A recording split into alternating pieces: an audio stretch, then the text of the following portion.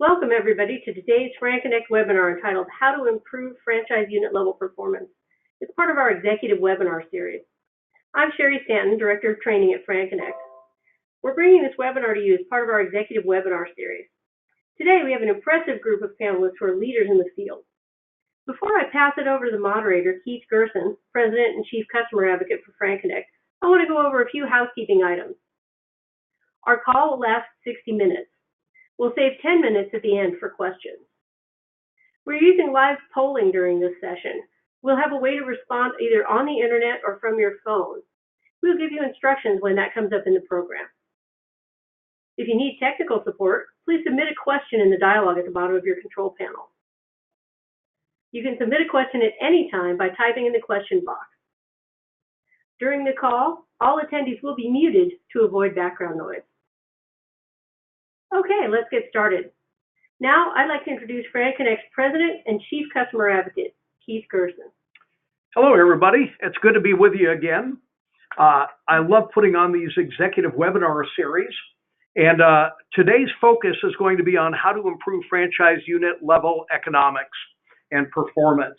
And we've got an incredible panel handpicked just for this purpose.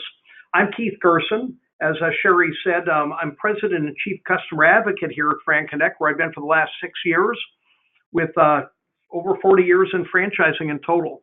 But one of the responsibilities that I hold to be one of the most endearing and things that I love to do is the thought leadership aspect.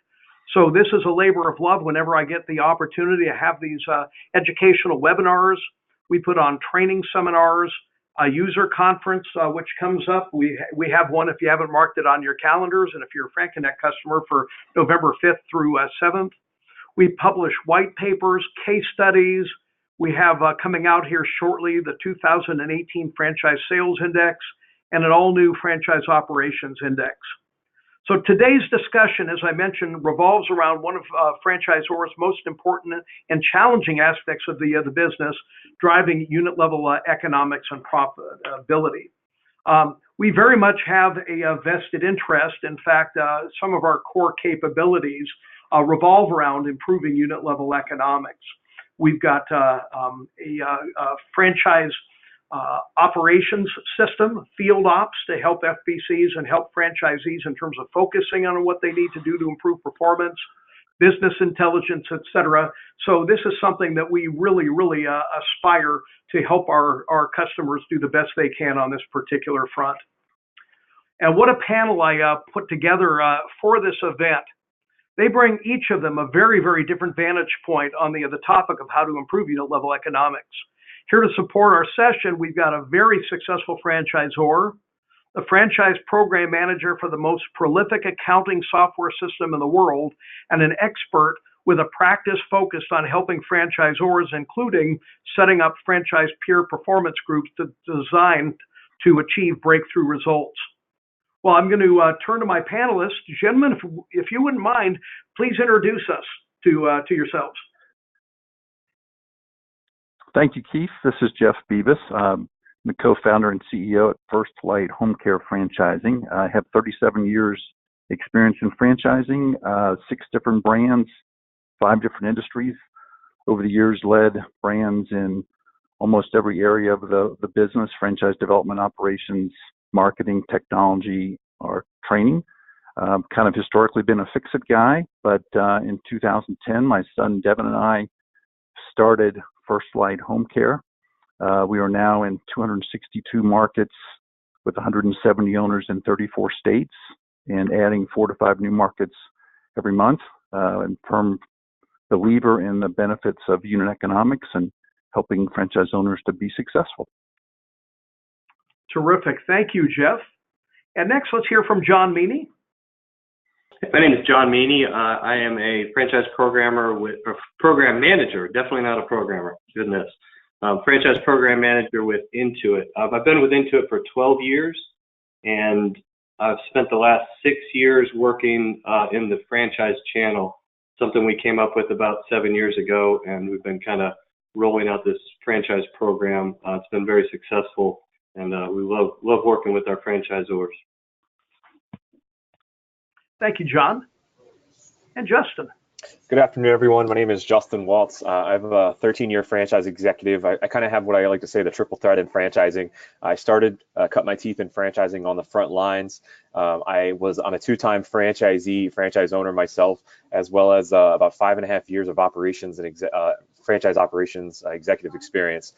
Recently published a book called Disrupt from Within, where half of the book is all about franchise performance groups. And I really love and specialize in getting franchisees together to share data, best practices, and create environments where people can thrive. And that's what I have the pleasure of doing now. So thanks so much, Keith. Well, thank you very much. Well, let's go over the learning objectives for a moment. This webinar is focused right now on helping to empower you to help your franchisees improve their sales and financial performance. So you're going to hear again from this panel with some very specific takeaways and best practices that you can employ to be able to accomplish that. We're going to talk about how to create and execute franchise peer performance groups on behalf of any franchise organization. I'm a big fan of Justin's. I've read his book, Disrupt from Within, and he devotes half of the book to where and how to basically set up and execute these peer performance groups. So excited about that. We're going to talk about the advantages of cloud-based financial systems for portfolio management, something obviously who better than a leader from Intuit. And when you hear a little bit about their market share and how many franchise organizations they talk, there's just few organizations that can rival this. We'll be learning also how to use QuickBooks Online, their cloud-based solution to leverage that performance metrics in real time. And this is a real opportunity. Why benchmarking and dashboard scorecards are effective at motivating franchisees. Maybe some of what I'll call the stinking thinking of why franchisors sometimes are a little hesitant to push out rankings, et cetera, and where and what to do about that to really get your best results. Okay, definitionally, I'm going to use the term franchise business consultant, which is these days kind of the ubiquitous term for those that are providing direct franchise support. There are so many different terminology, but if you see FBC or franchise business consultant, that's what I'm referring to. And the primary responsibilities of the FBCs are to drive franchisee performance first and foremost, drive satisfaction, and believe me, a little creates greater satisfaction than having a significant profitability, to ensure franchisee compliance and to achieve engagement and adoption. This is the one event in which you are encouraged to use your cell phones. What I'd like you to do right now is to, if you've got a cell phone with you, or if you're on a computer, you've got two opportunities, the instructions of which I've got my mouse focused on right now. But if you've got a cell phone, I've got 3 questions I'm going to ask. You're going to create a message and send it to 22333. That's where you're sending it. And the text is just going to be my name, Keith Gerson, 715, no spaces. If you do that, you only have to do it one time, and then you're going to be able to see the results of this community right now. And we have right around 350 enrollees on today's session. So clearly a lot of interest in this topic. Here's your opportunity now. 22333 is the number you're texting to with the message, Keith Gerson 715. As soon as you do that, answer the first of 3 questions here. What is as listeners, what is your biggest challenge in helping your franchisees to improve their performance? And you're only going to now subsequently put in the letters A, B, C, D, or E, whichever is the best response. Thank you, and we're off and running here. You can see how this is populating in real time and get a pretty good sense of where some of the biggest challenges and opportunities are, which, by the way, this is one of the areas that we'll be focusing in on specifically. Guys are doing great, and on the first question, give you just a little more time to be able to complete this one. We'll move rapidly through the others.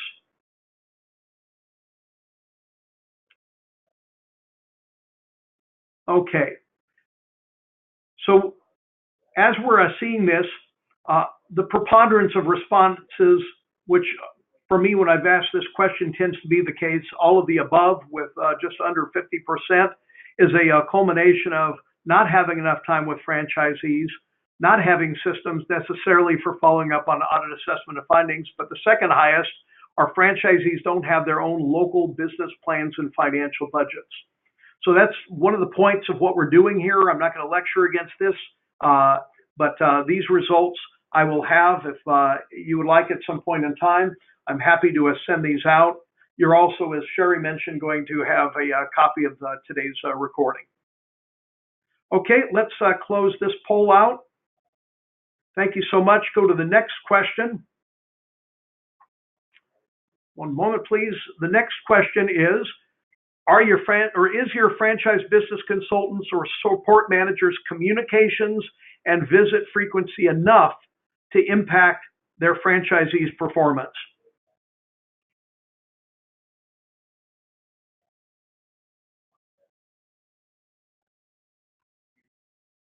This is like watching the horse races. It kind of is.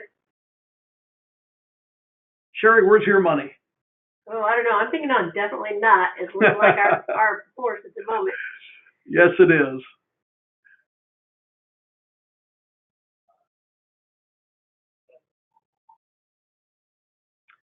Okay. So please finish up. We have the largest group of respondents, 43%, saying not enough time, not enough effective communications to achieve the objective. Okay. And third and final of the polling questions, does everyone in your organization understand the top 3 to 5 operations activities that have the greatest impact on your franchisees' business goals and profits? This is simply a yes or a no answer with an A or a B. You guys just took right to this, didn't you? This capability, by the way, is a service that is provided by Poll Everywhere, and it embeds with PowerPoint presentations. And it's very, very easy to execute. I can do it. Trust me, you'll be pros at this in no time. So we're saying that 66% of the organization, 67%, don't know the top 3 to 5 operations activities. So this is only good information if, in fact, we're going to be able to take action off it. And with the help of our panelists, we're going to come up with some ideas on where and how to address these particular issues. So thank you very much for participating in the poll. Let's get right down to it. First, I'd like to have Jeff Bebas go ahead and share his insights with us on this topic again of basically how to improve franchise unit level performance. And again, with the rapid growth that you've been achieving, Jeff, in your experience, excited to hear what you have to say. Thanks, Keith. I just wanted to mention kind of the findings or experiences from my earlier years in franchising that helped us shape what we think is a pretty successful, solid infrastructure for unit economics focus at FirstLight. And I think it characterizes what many of us find today or have found previously in our franchising careers, where we have no single chart of accounts for all owners that's either required or endorsed. Owners are on varying technology platforms, so although it may be difficult to get buy-in from owners to be on a single unified platform, sometimes we let owners make the decisions and offer options for kind of ease of use and not having as much pushback, but then we encounter inconsistency with training, support, version control, service standards that are really hard to manage from a franchisor standpoint. On the benchmarking and pure performance side, unit economics, owners are certainly reluctant to share their operating data with other owners. There's oftentimes a real fear of people seeing my numbers or wondering what I'm really doing. And I think creating environments where owners are just naturally reluctant to share their data in a performance group setting or across the entire system and rankings can oftentimes kind of create bad behavior or wrong behavior. And then that's also compounded by distrust of the franchisor, that if the franchisor has access to my financial data as a franchisee, What is he or she doing with it? What else are they doing with it? What are they not telling me?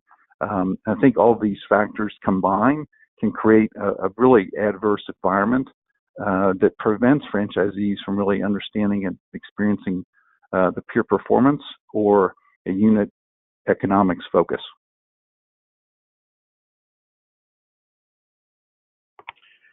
Thank you, Jeff.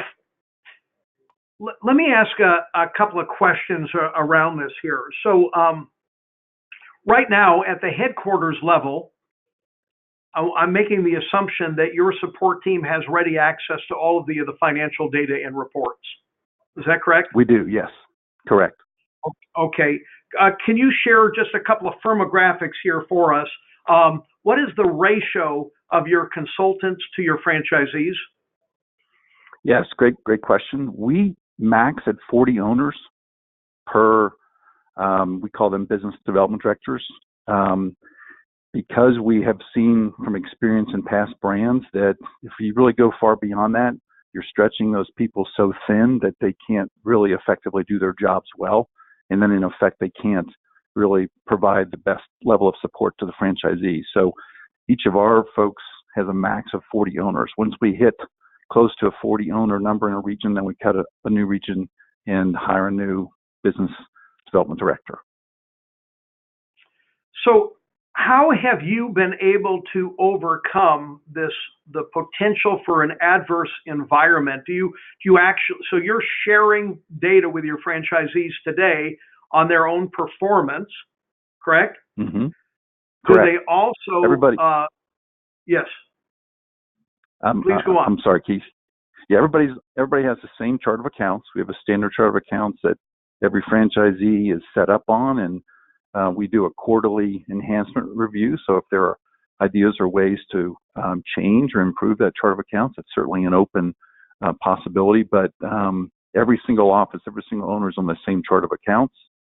Everybody's on the same QuickBooks platform, and then our business development directors are all very consistent in working with owners in their numbers, which owners, we also post our rankings, and then we'll talk about this later, but post performance top to bottom across the entire system every single month too. And can you tell us where and how you were able to accomplish that on behalf of those that are nervous about sharing it? Franchisees, as you said, have that fear of sharing, don't necessarily want Sure. their results out there. How are you sharing that data, and how did you overcome that fear, assuming you have? Sure. Well, yeah, we share it, Keith. Each month it's in our intranet, so posted on the homepage for owners to see. So managers don't necessarily see it, but all owners see top to bottom revenues of each office by name, by market name, and by owner name. We also have additional metrics and KPIs that are posted each month as well, again, to the same audience.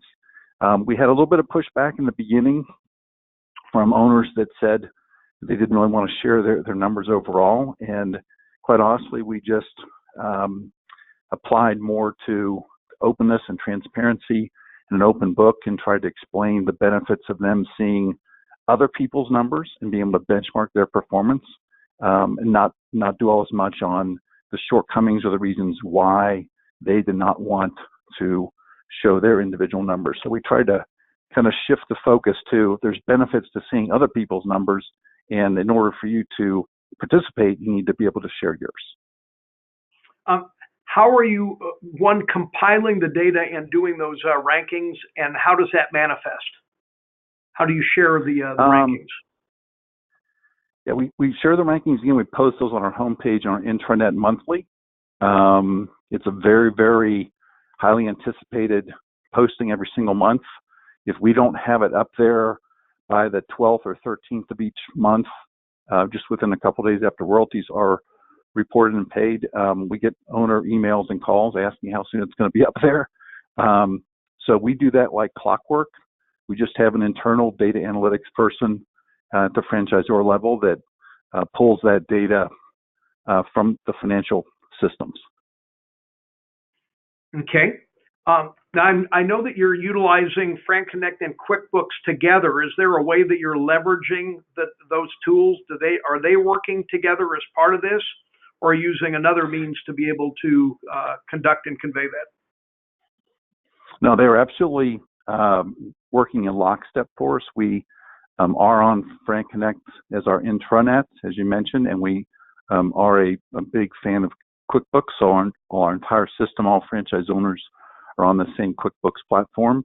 We've also integrated those two systems with our point of sale system, our client management system that our franchisees operate to do their staffing, scheduling, invoicing every single day. So that information, that data is all integrated. So we have really one source, one place to pull that information. We're not trying to pull it from multiple systems. Okay, thank you. So do you have a means, though, in terms of actually following up now? Because this is great, but only to the extent that you can actually take action against it. So I'm wondering if there's a system in place to monitor and control the franchisee's execution and the FBC consultant performance, because in our questions that I asked up front on the polling questions, people are saying that they don't have enough time. They don't see their franchisees frequently enough. Their people don't have plans, et cetera, that they're executing against. So how are you actually able to take and make this data actionable, and how has it impacted performance in your system? Sure. We have a couple things I think infrastructure-wise that I don't want to overlook or just assume with others. But first of all, we contractually commit to a minimum of 2 visits per year per office. It's a little bit of a stretch, a little bit above the norm in franchising, but we wanted to make that commitment up front to owners. So that puts our business development directors in owners' offices a minimum of twice a year. We average closer to 3 visits a year. Secondly, everybody has to do a business plan. Now, you get varying degrees of completion, but the business development directors are pushing beginning in October every year and through the fourth quarter to get the business plans done. And then the business development directors are doing updated quarterly calls with each owner. So in addition to the visits, to where they're going through the business plan, actual versus their planned year to date. We also use the field operations module in FranConnect to guide our business development directors' work with each of the owners. So there's a pre-visit letter, there's a post-visit follow-up, and an action plan that all comes out of the field operations module in FranConnect. So our owners, franchisees, know what to expect ahead of each visit. They know what's going to happen during the visit, and they have very precise action plans, as the business development director does, in supporting them after each of the visits too. Terrific. But how has all of this impacted performance in your system? Well, we run a little over twice our industry average in hours per week and revenue growth per month per office.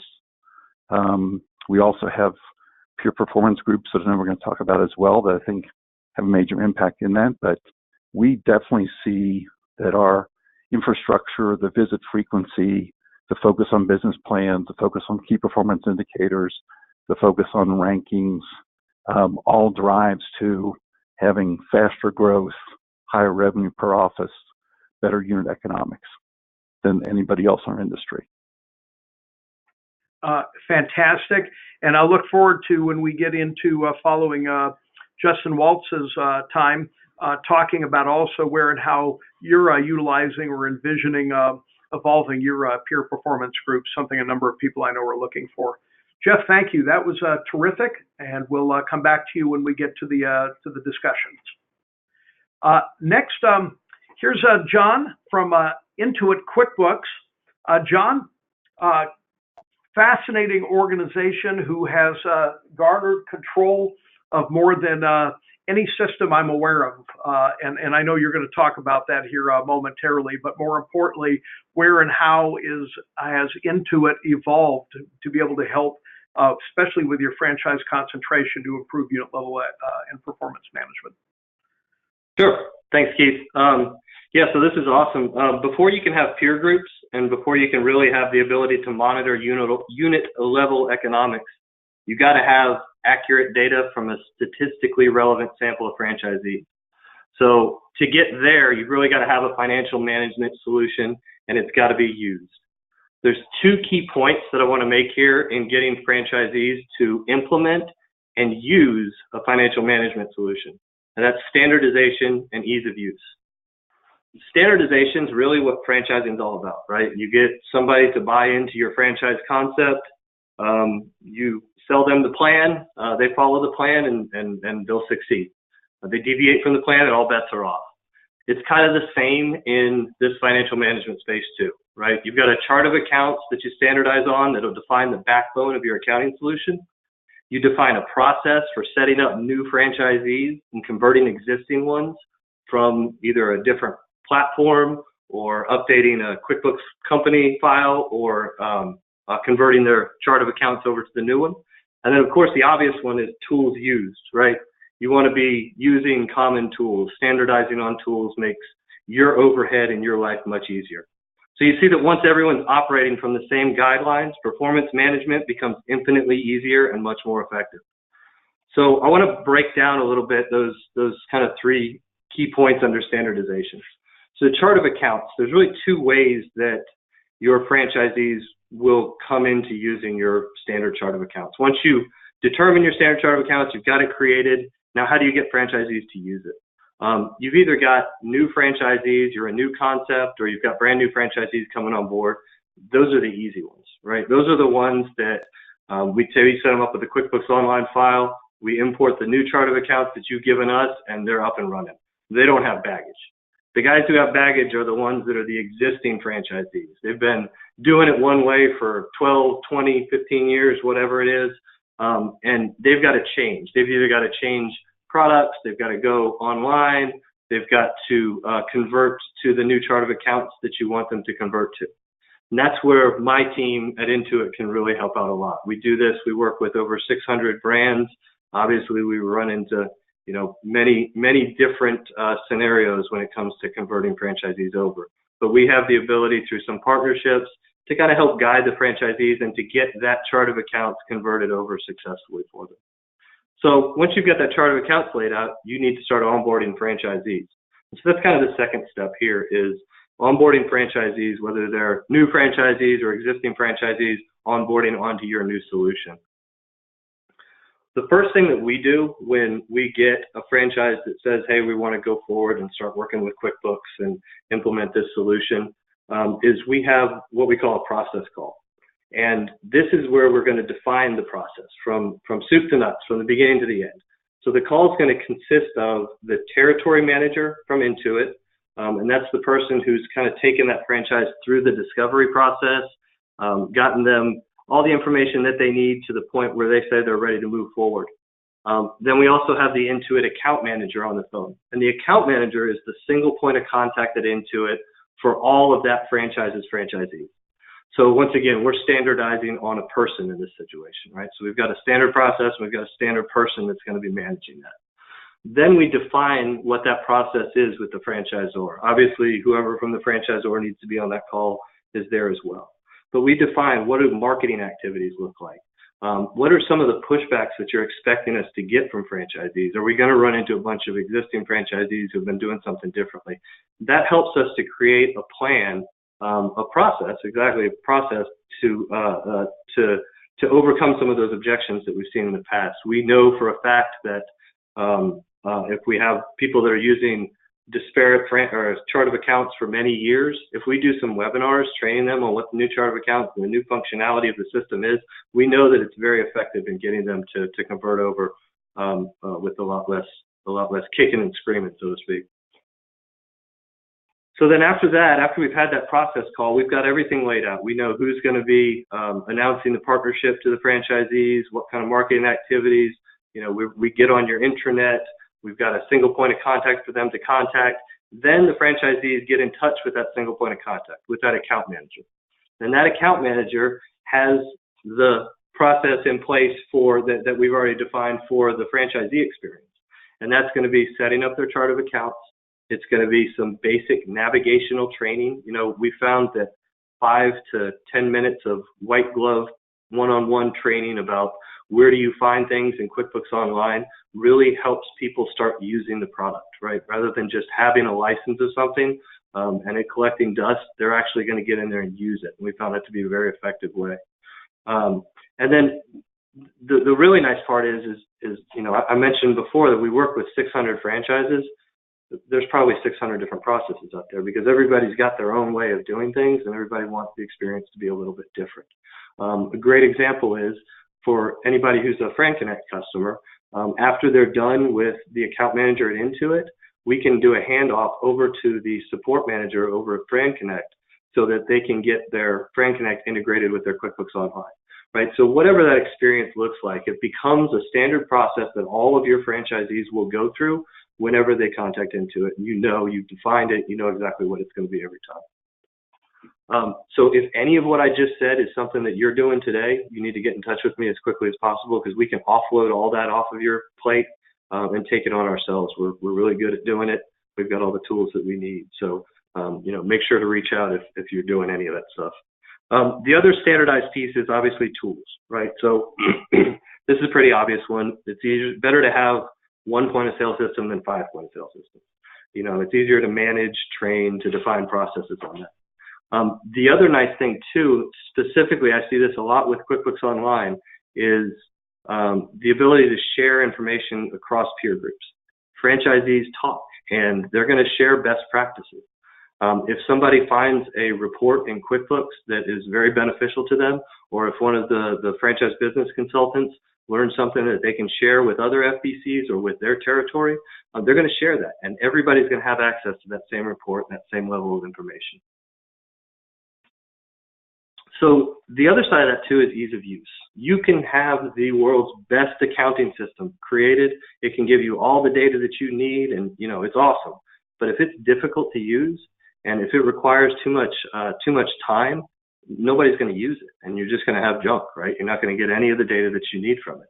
So QuickBooks has been really good. It's written from the ground up to be a very intuitive software, and I could go on for hours about Intuit Labs and how we create our user interface and all the engineering that goes into that. But really, it all boils down to the fact that we want this to be a product that somebody who doesn't want to do accounting can do accounting for their business. Take the accounting out of accounting. I've been in software for 20-something years, and when I first started, it was the big driving mantra was single data entry points. You never want people to have to enter data more than once because we're fallible, we make mistakes. The more we touch things, the more likely we are to break them. So if you can enter data in one time and have it flow through whatever that software process or software system is, then that was the ideal state. That's a very desktop client-server centric thought process. And today with the cloud, we can take that one step farther. We can make it even cooler than that and make that ease of use even better by introducing 0 data entry points. So with the cloud, everything's connected. All of our stuff's out there. We're all using it. Our banks are, you know, everything is connected and can speak to each other. So we can truly go to a point where you're not ever entering data into QuickBooks. It's just appearing there. And we do that through bank, credit card integrations. You know, your bank, you pay an electric bill. And as soon as it hits your bank, it's also going to hit your QuickBooks. Now, QuickBooks has AI, artificial intelligence, and machine learning in it that's smart enough to auto-categorize that. So it's going to see that you paid your electric bill, and it's going to categorize that immediately as a utility expense. So you're never entering the information. You're not even categorizing the information. All you're doing is standing in line at Starbucks and accepting the categorization that QuickBooks picked for you. So it gets, QuickBooks natively gets about 70% of those categorizations correct. The 30% that it misses, you know, you change, and then the next time it comes in, it'll be right. So the other ease of use side too, and part of that, part of the 0 data entry points is working with third-party applications. So our API is open, so anybody can write an integration into either push data into QuickBooks or pull data out of QuickBooks. So what you're seeing is you're getting more complete information than you were in the past. In the past, at the end of the day, you close out your point of sale system and you'd enter in total sales figures, and you just have total sales figures for the end of the day. Now, if you integrate it with your QuickBooks, you'll have more transactional information from sales that you've made throughout the day. Then take that one step farther, integrate that into FranConnect, and you're going to pass information from all of your franchisees on into the FranConnect platform, where you can run your royalty reports, you can do consolidated reporting, run P&Ls on a specific location. I mean, there's no end to the different kind of things that you can do.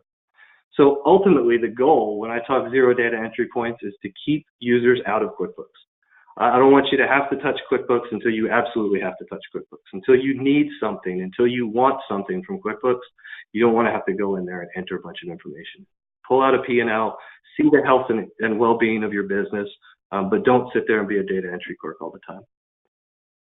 So awesome. And I'll just touch real quickly too on some of the obvious advantages of the cloud. I mean, we all know remote access, right? Backups. It's device and operating system agnostic. And that's a big one because 43% of small business owners are using their smartphone as their primary device to run their business today. So what you're doing when you put a QuickBooks Online solution in place, you're really allowing a business owner to do business the way they want to do business, whether they know it or not at the beginning. But I guarantee you that once you roll out a system like QuickBooks Online, franchisees love it. I mean, it plays really well, and it gives them the data that they need. So okay. That about covers what I got there, Keith. John, excellent stuff. Just a couple of quick questions. As it relates to POS integration, it sounds like you have an integration. Maybe you can, is it API driven? How does that work, and how does somebody basically get a hold of, or get their POS vendors together with you to be able to create that integration? And what about those brands that don't have standardization of POS systems? Is there any hope for them? Yep. Yeah, absolutely. So if you've got a POS vendor that doesn't have an integration with QuickBooks Online, they're missing a huge market share, and I'd be happy to talk to them. We've got an engineer on our staff that can assist with getting their software integrated into QuickBooks Online. It is API driven. The SDK is available at developer.intuit.com, and it's free for anybody. So what you see is we've got we own apps.com is our web domain, which is an awesome domain to have. But apps.com has over 400 applications that integrate with QuickBooks. Those are the ones that have been vetted by Intuit, right? So there's plenty more integrations out there that just haven't been gone through the vetting process. But yeah, I mean, it's not rocket science. If somebody's been smart enough to create a point of sale system, they can create the integration into QuickBooks Online, and we can certainly help do that. So awesome, thank you so much. And speaking of integrations, one of the things that FranConnect is doing more and more of is increasing the integrations, and we've got a number of APIs. One of the things that we did was integrate directly with QuickBooks, because it sounds like that Jeff Bebas has this nailed, where he has standardization of franchise users on that chart of accounts. However, I know so many franchisors that really struggle with this particular challenge. So I just wanted to point out that we created a proprietary way to be able to take this in feed from QuickBooks, and then for franchisees to just be one and done, to be able to map what they have for their chart of accounts to the franchisor's chart of accounts. So from that moment forward, it's just a seamless automated process for the franchisor now to have, for the first time, standardization across. So it's good to work with a company like QuickBooks and bring something like that to life. So same kind of a thing in this particular case. If you are a FranConnect customer, get a hold of our support team, and they can tell you where and how to do that. That is specific, however, to QuickBooks Online, not with the desktop version of that. Well, John, I want to thank you. We'll come back to our group panel here shortly, but I'm really excited now to bring to the table Justin Waltz of Performance Peer Groups. who's got a really, really nice segment here that he's going to share with you on how to set these up in your system and get the best results from that. So Justin, the floor is yours. Absolutely. Thank you, Keith. I appreciate it. And so just so you guys know, I talk to a lot of franchisors and franchisees about performance groups, and it sounds to me like a lot of franchisors understand what a peer performance group is, or a mastermind group, or a momentum group, or a flight group. They've got a lot of names flying around the franchise industry as well. One thing that I've found is that some of the world-class franchise organizations out there that we look at and we admire and we see all around the country actually are already doing this and are executing in performance groups. And so I wanted to spend a few minutes today to kind of educate you on what they are. These are absolutely homegrown, organic. You can do them internally. And if you've ever thought about it, we're going to give you some takeaways and kind of talk about the why for that. So essentially what a peer performance group is, it's a group of like-minded individuals, professionals who are sharing similar interests to grow and develop themselves as well as their organizations. Peer performance groups are long-term. They're accountability partners. They are in face-to-face meetings. They typically cover best practices, data, feelings, working together to set goals to both grow themselves, their leadership, their organizations, and ultimately just keep growing and keep pushing together. A couple of things that we like to talk about is peer performance group members, they practice confidentiality. They agree not to compete against each other. They also agree to hold each other accountable by setting goals, reporting back those goals and those statuses, and then ultimately just building long-term commitment circles with each other. And it's a great way to grow your franchise organization. And we're going to talk about why here in a next slide. So go ahead, next slide, Keith. So peer performance groups, just want to cover a little bit of history. Definitely not a new concept. One of the most interesting things that I find is that a lot of franchisors, a lot of franchise executives, a lot of founders are actually in performance groups themselves, whether it be Vistage, TAB, the Alternative Board, EO, YPO. Franchisees are definitely thirsty for this opportunity within your organization. The difference is if they go out and sign up for TAB or Vistage, they're working with other organizations locally in their markets that may not even be in a franchise organization. So while these other organizations are really strong, they may or may not have franchise companies within your group, within their group. And so by doing an internal peer performance group within your brand, you're providing this layer of coaching and accountability, but specific to their brand and specific to the franchise industry. And so many of you on the call here may be an EO or YPO, so you're familiar with this format, but we'll talk about kind of why franchisees need this as well. So again, history, peer performance groups aren't new. This is just a cool slide that I like to put up there. This is a Ford, Michelin, and I believe Edison meeting. They went camping 4 times a year to share best practices. And then on the right there is Benjamin Franklin with his peer performance group. So I always just like to say there's an old quote by Napoleon Hill, one of my favorite writers, my favorite motivational books is iron sharpens iron. And the history of performance groups goes way, way, way back. And you can read about them all over the internet and in my book as well. So let's talk about specifically, Keith, next slide. We can talk specifically about why do franchisees need peer performance groups and what do they do? Number one, peer performance groups provide validation. What I mean by validation is entrepreneurship can be lonely, advice can be limited. Franchisees need support because number one, sometimes they just need validation that what you're going through is actually what you should be going through.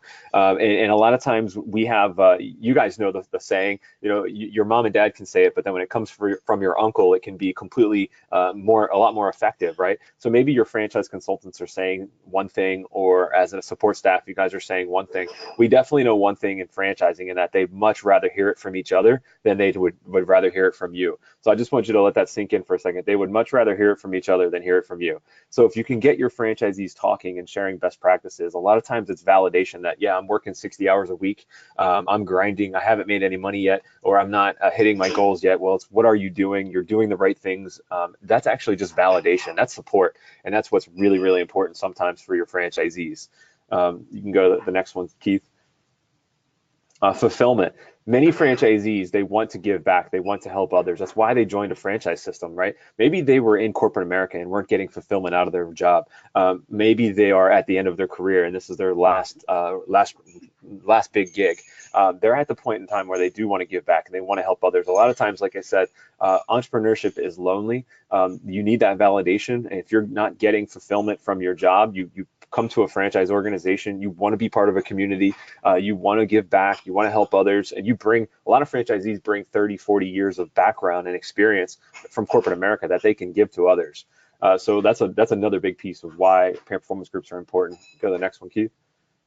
Profit. So by comparing data and financials, we improve profitability. One thing that it's definitely for certain, it's both FranConnect and QuickBooks working together or pulling data out of either system as we improve profitability. It's really important to have solid data for your peer performance groups. I love mapping data. So if we take 6 to 10 franchisees and we compare all of their financials, we put them on a standard chart of accounts, and we actually put them on the same sheet in different graphs. We can compare revenue, we can compare sales mix, we can compare financials, gross profit, you name it. And comparing data is absolutely what drives peer performance groups and allows people to talk about, why are you good in this area? Why are you not so good in this area? With comparing data comes competition. No, you can keep going, Keith. We're doing good. Comes competition. So friendly competition creates accountability. It also opens up doors for success.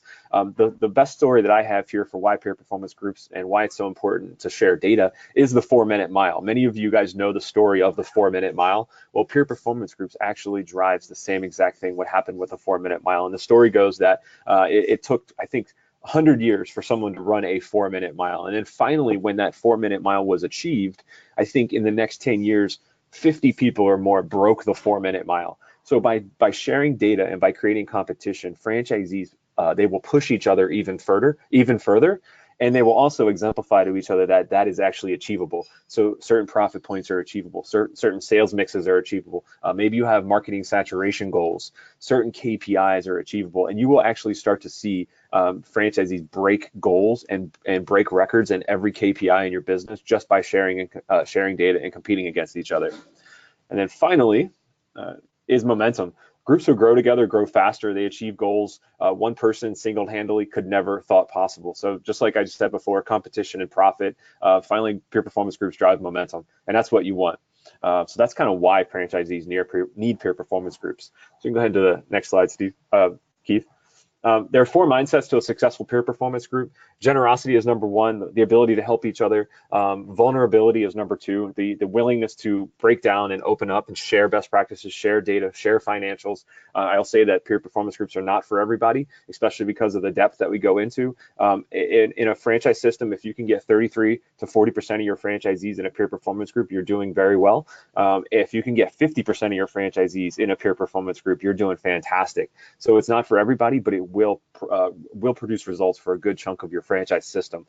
Candor, the ability to provide feedback, but also the ability to receive feedback. That's something that we always have to work on as adults, and something that peer performance groups thrive on is the ability to not only give feedback, but also the ability to receive feedback without feeling defensive or under attack or anything in that nature. And then finally, accountability. I always like to say it's so critical to set 3 to 5 aggressive goals, smart goals at the end of every meeting. And accountability means that I'm going to be willing to report those goals back to the group at our next session and our next meeting, and then also talk about why or why not, why didn't we hit those goals. So the key element of a peer performance group is just being able to hold each other accountable, but then being willing to be held accountable is the next level of leadership.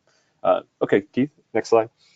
So many of you ask kind of what the format is, and then we're almost finished here, but typically a peer performance group is structured to 1 to 2 days. 1.5 to 2 days is average, with a half day of team building or the tour hosting in the city. So whether it be a team building event or some sort of tour or host, we've done all kinds of things. And then the structure also depends on how many folks are there, how many corporate staff members are there. I always like to recommend 1 or 2 corporate team members be in the peer performance group as well, as additional support, and also to get feedback on how corporate is doing. You can go ahead to the next one, Keith. It includes a half day of host presentation deep dive. I do like doing peer performance groups in host cities. So someone that owns a business in your franchise system should be hosting, so that they can speak to the city. They can tell us best places to go, and also provide a presentation on their business. Now, unless you're in a super tightly managed restaurant pretty much the food service is the best ones that I've seen. Most franchisees run their businesses just a little bit differently. No matter how much we try to manage things from a franchise perspective, there are little things that you can pick up on by visiting individual franchise locations. And I always find that franchisees love seeing each other's businesses, and they love learning from each other and getting a tour of each other's businesses. So it always includes a half-day host presentation, deep dive into one particular business. The remainder of the meeting is spent on diving into key performance indicators, marketing metrics, franchisee financial data, and then I also recommend a RFI, which is a request for information, where the franchisee brings one or two key business issues that they bring to the table, and the accountability or the performance group can actually go through those business issues. I always like to say you learn a lot by going next door to your neighbor and going out back and looking at your neighbor's yard and picking apart your neighbor's house and things that you like about their house and things that you don't like about their house. The same, and you actually learn a lot about things that you can improve in your house and your backyard by picking apart your neighbor's backyard. Well, the same thing applies for peer performance groups. So when you hear your challenges and you hear the issues or the opportunities that your fellow franchisees are having, you also, a lot of times that sparks interest in your own mind and say, you know what, I actually am having that same exact issue. So when we do a roundtable of key performance indicators, marketing metrics, franchisee data, we have all that data mapped. And then we present issues and ask questions and have in-depth conversation. Franchisees usually say, you know what, I'm having that exact same issue. I really want to figure out how to solve that issue, or that I have the same opportunity. So that's why we do a roundtable of about a day and a half of these particulars. And it's also great to have corporate staff there helping, coaching, listening. And also when you're there as a corporate staff member, you can hear patterns. And if you're hearing patterns in your franchise system, whether it be positive opportunities or challenges for all of your franchisees, a lot of times some corporate rocks, I use the term rocks from traction, but a lot of times some corporate rocks will come out of these meetings to help you identify big opportunities that not just one franchisee is having. Maybe this is a great sample set for your entire franchise system. And anything else on the format, Keith? Finally, I like to say utilize data analyst software to map data on charts and graphs. Like I said before, using QuickBooks, using FranConnect. FranConnect has amazing insights and KPIs that it can pull for your franchisees. You can use, I recommend mapping at least 5 to 10 key performance indicators, not just revenue, but also map performance indicators that can be pulled directly from FranConnect and QuickBooks. Map financial data. When I say map, don't just have P&Ls printed out for each individual franchise. Map them side by side with percentages and percentage of revenue and gross profit. Map them side by side so that they can actually see each other, your franchisees, and compare and see line by line why are franchisees doing well in this category. You know, for example, one franchisee might have a stronger labor percentage than another. Why is your payroll much lower than mine? We're at the same revenue perspective. Maybe the average ticket is much higher for one franchisee versus another. Why is your average ticket so much higher, right? These are all great conversations that not only can be good for one-on-one coaching, but if we can talk about how to raise KPIs, how to raise profitability in a group setting, then you're going to really start to drive profit amongst each other. And again, by mapping data, you're going to allow people to share with each other what is possible. Because in a one-on-one setting, a franchisee might be making excuses. It's not possible in my market. I can't do that. I can never hit those profit points. I can never hit that KPI. Those are things that definitely can be hit on by comparing data and mapping software together. That is terrific, powerful, a lot of information in such a short period of time. A couple of follow-up questions here that Sure. have come in. What is the optimum number of franchisees that you recommended participate in a performance group? Fantastic question. I always like to say about 7 to 10 max, no more than 10, because these are long days and they're definitely in depth. And also, if you have corporate staff team members in a peer performance group meeting, a lot of times there'll be discussion around corporate. And so I also recommend a strong facilitator, whether it be an FBC, a third-party facilitator. Someone should be facilitating, mind you, not the executive, not the owner, because they need to be listening for patterns. But you need to have a strong facilitator to keep the agenda on pace, because these days can run long, Keith, and that's a great question. So I always like to keep it to about 6 to 10 franchisees at a maximum. So along that lines, in terms of the support person, the FBC, what is the recommendation on how to get these guys trained up on the process? Do you have like 1 or 2 key recommendations you can make? Yeah, absolutely. So, number one, I'm going to recommend the book. Of course, it's called Disrupt from Within. It's on Amazon.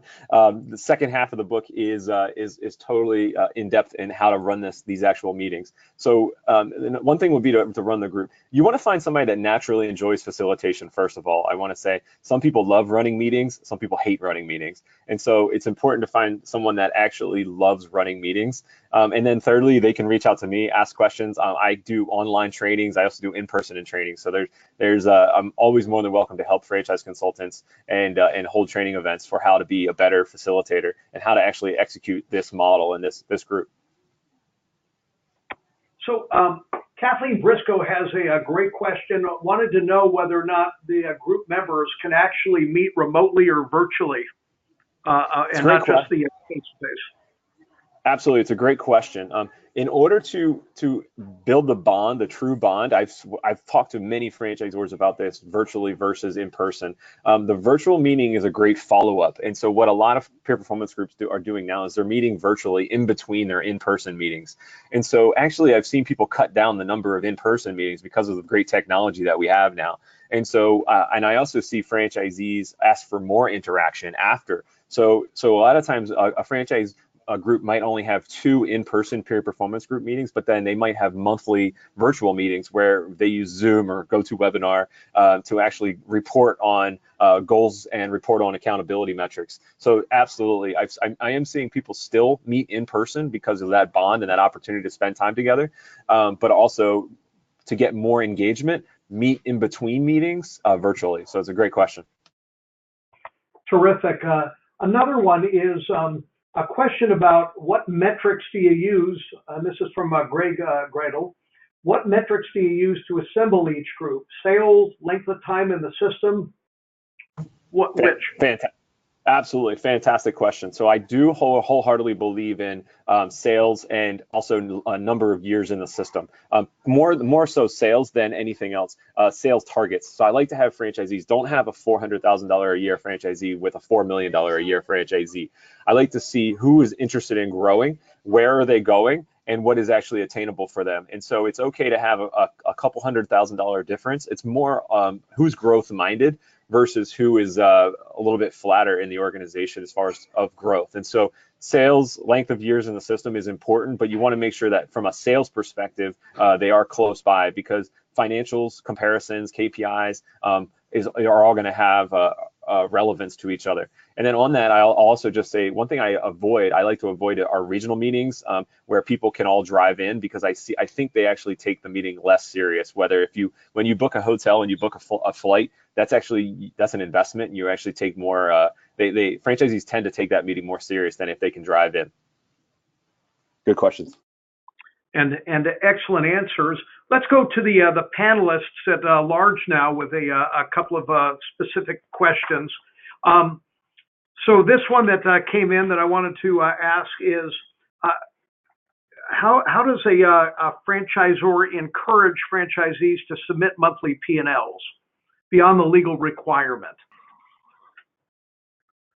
I know that this is a challenge I've heard a number of franchisors, and Jeff, let me start by asking you, do you have the contractual requirement? Are your franchisees sending in their complete P&Ls monthly? Yes, they are. In fact, we reversed it.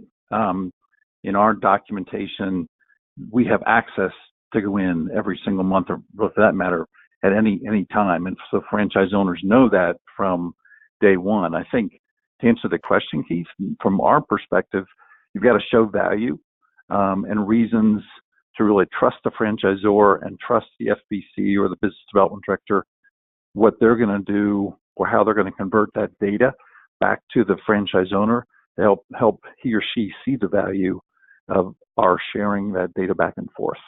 So that's part of the backbone of our support business and coaching process too, so that the franchisee continually sees, well, here's another good reason why it's great to have the franchisor look at these with me. Yeah, excellent.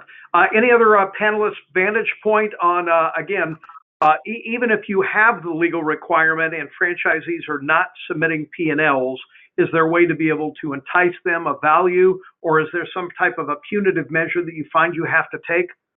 what Keith, gets the job done? Yes. Keith, this is John. So, as part of the process setup that I mentioned when I was speaking earlier, we can actually automate P&L reports to be sent to a certain location. So if that's something that the franchisor wants to build in as part of the process, that can be done. And then anecdotally, I've heard of people granting access to certain levels of advertising funds and things like that for monthly P&L reports. Terrific. Well, there are a number of other questions that have been asked. We are going to go ahead and offline provide answers to anyone who's asked the question. So it will come from each of our panelists, or we'll gather them collectively, but you will get them in the very, very near future, along with a copy of today's video. So again, please don't be frustrated if we weren't able to get to your questions. I think we got a lot of good ones in. I will go ahead and wrap up now by thanking the panelists so much for bringing their knowledge and education to you, our audience. I encourage you, I'm going to put up my contact information and for additional questions. And even if you have questions for the other panelists, if I get them and you didn't happen to catch their addresses, I'm going to forward it on to them. And I hope you'll come and join us on August the 29th, or have the person in your organization that might be interested in knowing 10 little known but powerful franchise sales hacks, made up of a panel of the pros that I think is really going to give some great breakthrough. Well, I want to thank everyone so much. Sherry, is there any final order here of business? No, sir. You've already let them know. The presentation will be available today, probably by the end of the week. There will be a link to the video, so you can be looking for that in your email. We look forward to seeing you next month. And thank you, if you would return an evaluation sheet so we can continue to evolve and give you the most value. Again, panelists, thank you so very much for your generosity today. And everybody, have a great day. Thanks, guys. Have a great day. Bye for now. Thank you. Thank you.